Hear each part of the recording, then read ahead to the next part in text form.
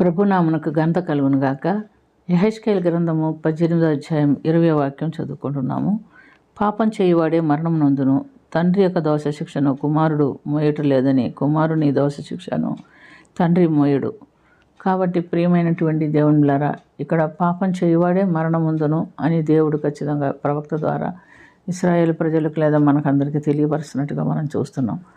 ఆజ్ఞను ధిక్కరించి వాడు పాపం చేయను, అజ్ఞాతిక్రమమే పాపము అని మనం చూస్తున్నాం. ఏలైనగా పాపమునకు వల్ల వచ్చి జీవితము మరణము అని గమనిస్తున్నాం. తండ్రి యొక్క దోష శిక్ష కుమారుడు మోయడు, కుమారుని దోష శిక్ష తండ్రి మోయడు. నీతిపరుని నీతి ఆ నీతిమంతునికే చెందును, దుష్టుని దుష్టత్వము ఆ దుష్టునికే చెందును అని మనం గమనిస్తున్నాం. అయితే దుష్టుడు తాను చేసిన పాపములన్నిటిని విడిచిపెట్టి నా కట్టడలన్నిటినీ నీతిని అనుసరించి జీవించిన ఎడల అతడు మరణం అందడు, అతడు అవశ్యముగా బ్రతుకును అని చెప్తున్నాడు. ఉదాహరణకు మనము సౌలు రాజు యొక్క జీవితము, దావీదు భక్తుని యొక్క జీవితం రెండు మనం గమనిస్తున్నాం. సౌలు ఇశ్రాయేలీయులకు మొట్టమొదట రాజుగా నియమించబడినట్టు చూస్తున్నాం. అతడు మరి ఫిలిస్తీయులు వారి మీదకి దండెత్తి వచ్చినప్పుడు సమయాలు రావటానికి ఆలస్యమైందని తనంతట తానే బలి అర్పణ ఇస్తున్నట్టు గమనిస్తున్నాం. అందుని బట్టి దేవుని ఉగ్రత సౌలు మీదకి వచ్చినట్టు గమనిస్తున్నాం. మరి అప్పుడే చెప్తున్నాడు, నువ్వు చేయకూడని పని చేసావు కాబట్టి నేను ఇశ్రాయేలీయుల మీద రాజుగా నియమించను, నీకు బదులు నా కట్టడలు అనుసరించి నా యందు భయభక్తులు కలిగి జీవించేటటువంటి ఒకరిని నేను చూస్తాను, అతనే నియమిస్తానని చెప్తున్నాడు. రెండవదిగా మనం గమనిస్తే మరి అమాలేకుల మీదకు యుద్ధానికి పోయి వారిని సర్వనాశనం చేసి రమ్మంటే అగగు అనే రాజును ప్రాణంతో పట్టుకొస్తాడు. మరి పశువుల్లో శ్రేష్టమైన వాటిని దేవునికి బలి ఇవ్వటానికని తీసుకొస్తాడు.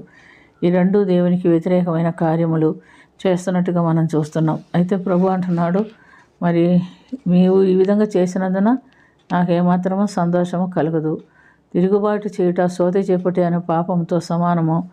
మూర్ఖత అగపరచుట, మాయా విగ్రహములను గ్రహదేవతలను పూజించుటతో సమానము. యెహోవా ఆజ్ఞను నువ్వు విసర్జించితివి గనుక నువ్వు రాజుగా ఉండకుండా నిన్ను విసర్జించనని చెప్పాను. దావీదు భక్తుని జీవితంలో మనం గమనిస్తే దావీదు ఒక పాపం చేసినప్పుడు నాతాన్ ప్రవక్తను పంపించి హెచ్చరించినప్పుడు నువ్వు పాపం చేసావన్నప్పుడు అవును నేను పాపం చేశానని వెంటనే దేవుని సన్నిధిలో ఒప్పుకొని మారు మనసు పొందుతున్నట్టుగా మనం చూస్తున్నాం. అతను మారు మనసు పొందినందున నువ్వు నీ పాపం ఒప్పుకొంటివి కనుక నువ్వు చనిపోవు అని ప్రవక్త ద్వారా వాగ్దానం పొందాడు. పాపానికి శిక్ష అయితే అనుభవించాడు కానీ చనిపోకుండా బ్రతికాడు. ఆ తర్వాత తాను పొందినటువంటి మారు మనసును బట్టి రక్షణ బట్టి దేవుడు అతన్ని ఇశ్రాయేలీయులకు రాజుగా నియమించినట్టుగా గమనిస్తున్నాం.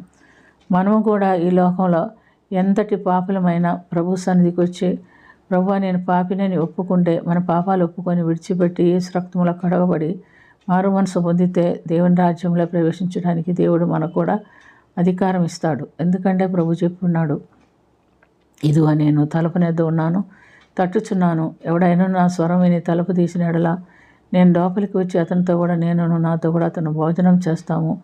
నేను జయించి నా తండ్రితో కూడా కూర్చొని ఉన్న ప్రకారం నా తండ్రి సింహాసనం అందు వాడిని కూడా కూర్చుండబెడతాను అని ఒప్పుకున్నట్టుగా మనం చూస్తున్నాం. కనుక ప్రియమైనటువంటి దేవునిలారా, మనం ఎలాంటి పరిస్థితిలో ఉన్నప్పటికీ దేవుని యొద్ద మారు మనసు పొంది రక్షణ పొందిన వారే పరిశుద్ధ రాజ్యమునకు వారసులు ఉన్నట్టుగా ప్రార్థన చేసుకుందాం. ప్రేమ కలిగిన తండ్రి, కృప కలిగిన ప్రభు, సౌలు రాజును ఇశ్రాయేలుకి దావీదు రాజును నాయన ఇద్దరి యొక్క జీవితాన్ని మా ఇద్దరికి తీసుకొచ్చావు ప్రభు. ఒకరు మారు మనసు పొందక నీ యొక్క ఉగ్రతకు పాత్రుడయ్యాడు, ఒకరు మారు మనసు పొంది నీ నిత్యజీవమునకును నీ రాజ్యమునకు రాజుగాను నియమించబడినట్టుగా గమనిస్తున్నాం. కాబట్టి మన జీవితంలో కూడా ప్రభు మాలో ఎవరమైనా ఎలాంటి బలహీనతలు పాపములు కలిగి ఉన్న వారమైతే నీ సన్నిధిలో ఒప్పుకొని విడిచిపెట్టి నీ కృపకి మేమను పాత్రలు అవునట్లుగా మాకు మీరు సహాయం చేయమని, దీవించమని, కరుణించమని యేసుక్రీస్తు పుణ్య నామమున మిక్కిలి వినయంతో అడిగి వేడుకొనుచున్నాము తండ్రి. ఆమేన్.